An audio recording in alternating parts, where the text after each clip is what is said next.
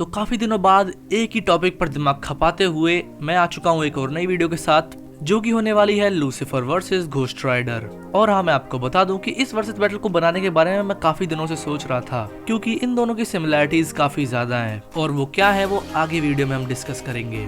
तो चलिए ज्यादा टाइम वेस्ट नहीं करते हैं और वीडियो को स्टार्ट करते हैं।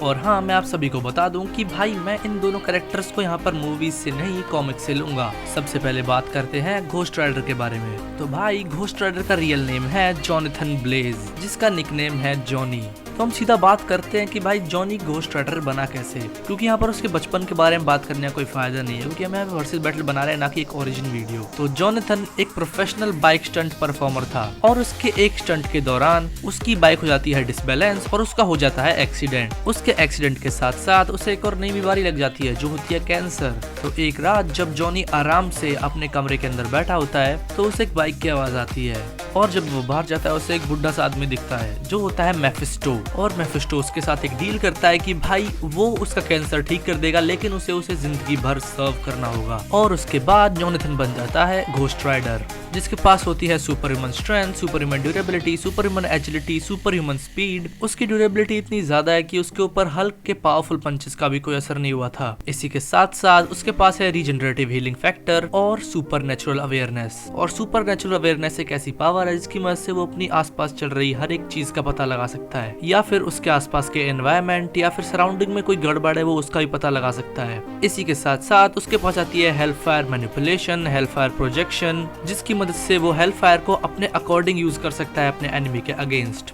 वो हेलफायर का स्टॉर्म क्रिएट कर सकता है, किसी भी व्हीकल को अपना बना सकता है, और जो उसका प्राइमरी वेपन है जो कि एक चेन है वो अनब्रेकेबल है। इसी के साथ साथ उसके पास आती है sin manipulation, sin projection and sin eating, जिसकी मदद से वो लोगों के पापों यानी सिंस को मिटा सकता है और लोगों ने क्या क्या पाप किए हैं उन्हें भी देख सकता है। वो किसी के अंदर भी सोल डाल सकता है, किसी के अंदर की भी सोल निकाल सकता है। लेकिन हाँ, एक बात है, जिसके अंदर भी वो सोल डालता है वो बस एक माइंडलेस बीइंग होता है, जिसके अंदर अपना कुछ दिमाग नहीं होता, वो बस घोस्ट राइडर का ही हुक्म मानता है। वो एक से दूसरी डायमेंशन में आराम से ट्रैवल कर सकता है, डीमन मैजिक को यूज कर सकता है और मिस्टिकल चेन्स को भी प्रोजेक्ट कर सकता है। और उसकी बेस्ट एबिलिटीज में से एक है वो है पेनिंस टेयर, जिससे वो किसी भी लिविंग बीइंग की आंखों में देखकर सिर्फ और सिर्फ उसकी आंखों में देखकर उसका सोल एब्जॉर्ब कर सकता है। और इसी के साथ साथ उसके पास आती है साइज मैनिपुलेशन, एक्सॉर्सिज्म, यानी कि वो अपना साइज चेंज कर सकता है, किसी को भी कर्स दे सकता है। इसी के साथ साथ वो भी एक प्रोफेशनल बाइक राइडर है जैसा कि जोनाथन था।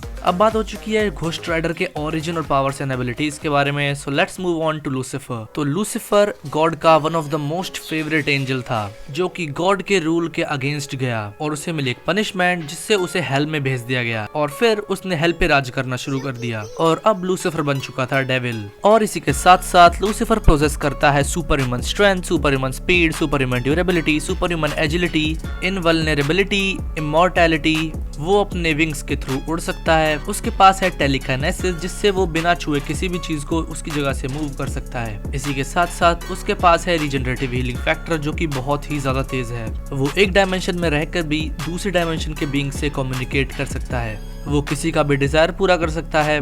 लेकिन हाँ भाई, लूसीफर के भी कुछ उसूल हैं, जैसे कि लूसीफर तुम्हारी डिजायर तभी पूरी करेगा जब तुम लूसीफर के अकॉर्डिंग अपनी किसी चीज का बलिदान दोगे। वो कहते हैं ना, नो पेन नो गेन।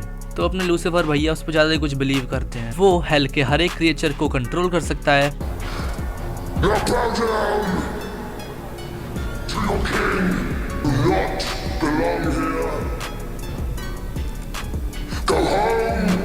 और एक मास्टर है हैंड टू हैंड कॉम्बैट में। उसके पास है सोल क्रिएशन की पावर, जिससे वो कभी भी किसी भी सोल को डिस्ट्रॉय कर सकता है और उसे रिक्रिएट भी कर सकता है। वो हेल की हर एक चीज को यूज कर सकता है अपने एनिमी के अगेंस्ट, मतलब जो भी चीज तुम इमेजिन कर सकते हो वो चीज वो यूज कर सकता है। और उसी के साथ साथ हेल का किंग भी है, जैसा कि मैंने आपको पहले बताया था। तो अब ये बात हो चुकी है दोनों के बारे में, चलिए बढ़ते हैं कंक्लूजन की तरफ। तो सबसे पहले बात करते हैं इन दोनों की कुछ सिमिलरिटीज के बारे में। तो इन दोनों को बस हेवन में बने वेपन से ही मारा जा सकता है। दोनों ही इमोर्टल हैं और इनवल्नरेबल हैं, और ये दोनों ही हेल से बिलोंग करते हैं। और अगर मैं इस फाइट का क्लियर कट विनर बताऊं तो मेरे हिसाब से लूसीफर जीतेगा, क्योंकि यहाँ पर लूसीफर को एडवांटेज होगा एक्सपीरियंस का, क्योंकि भाई लूसीफर की एज कुछ 13.7 बिलियन ईयर्स है। तो मेरे अकॉर्डिंग तुम समझ पाओगे कि भाई उसको कितना ज्यादा एक्सपीरियंस होगा फाइटिंग। और उसी के साथ साथ जेरेटोस जिसने घोस्ट राइडर को पावर्स दी है, उसे भी लूसीफर इजिली डिफीट कर सकता है। तो भाई मुझे नहीं लगता कि भाई घोस्ट राइडर के आने से उसे कुछ ज्यादा फर्क पड़ेगा। तो हाँ, अगर मुझे अपना वोट किसी को देना होगा इन दोनों में से तो मैं लूसीफर को दूंगा।